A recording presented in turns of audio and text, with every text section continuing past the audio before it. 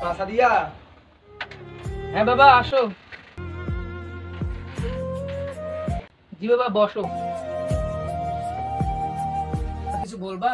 হ্যাঁ মা, তোমার সাথে কিছু কথা আছে। জি বাবা বলো। মা, আজকে তোমার দেখতে আসবে, তুমি সময় মতো রেডি থেকো। বাবা আমি বিয়ে করতে এখন চাই না, আগে পড়াশোনাটা শেষ করি তারপর ভেবে দেখবো। না, আমি এত কিছু শুনতে চাই না। আজ তোকে দেখতে আসবে, তুই সময় মতো রেডি থাকবি।